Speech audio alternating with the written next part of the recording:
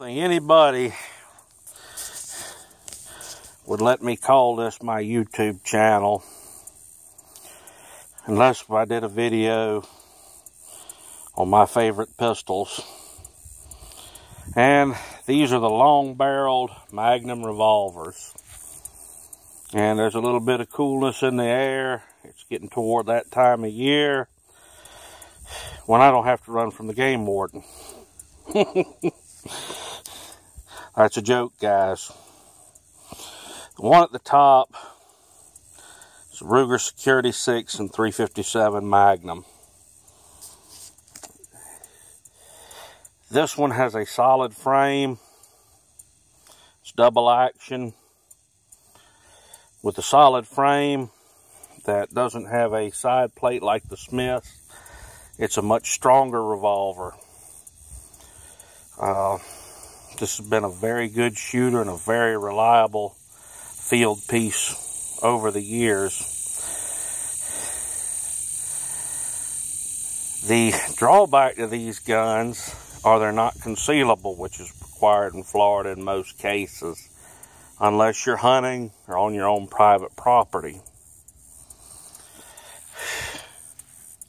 Now, the reason I find these so useful is if I'm down at the camp beating around, maybe away from the truck, away from my rifle, away from my shotgun.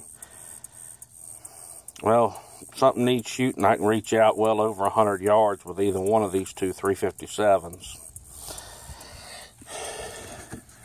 One of my favorite bullets for it to load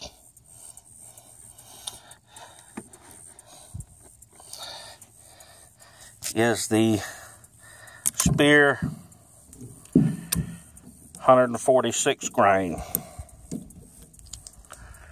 Right there. It's a half jacketed bullet. It's a hollow point. I've probably fired this in well over a dozen different 357s.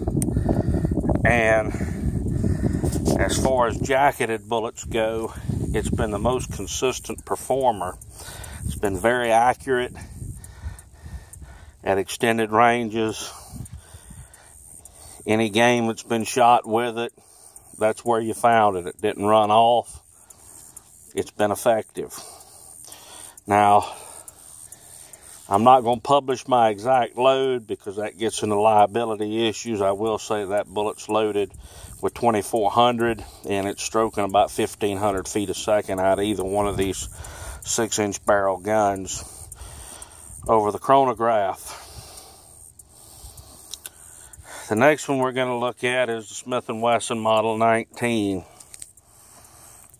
It's about the same size as the Security 6. This one has a Partridge front sight, which I like. Full target trigger and hammer. Wood grips. Square butt variety on this one. This one was probably made in the 80s. Again, it's loaded with the same bullet. And this load shoots well out of it.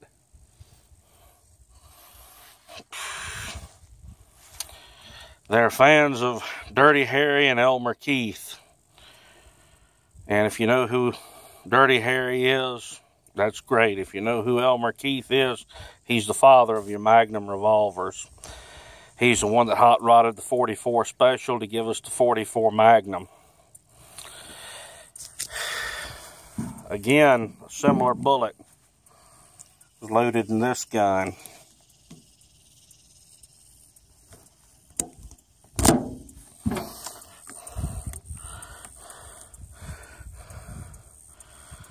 Well, supposed to be. These are 210s. And they're the 210 Remington semi-jacketed hollow point. I thought I had the 225 Spears in there and was going to put out another plea for Speer to bring those back and bring back the 210s for the 41 Magnum. This bullet here, the 210 grain, uses a Remington semi-jacketed hollow point. It's been a good performer. This is actually a mid-range load. This is the one that I have when I'm just beating around in the woods, not doing any serious hunting. And it's loaded with a pretty healthy dose of 2400 underneath it. Again, I'm not going to disclose the exact load.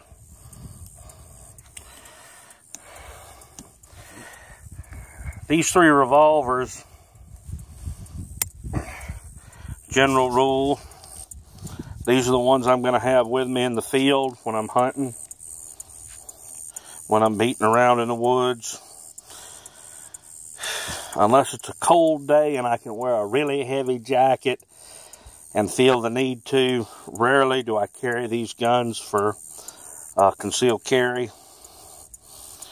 But that's a look at them. I'll talk to y'all later.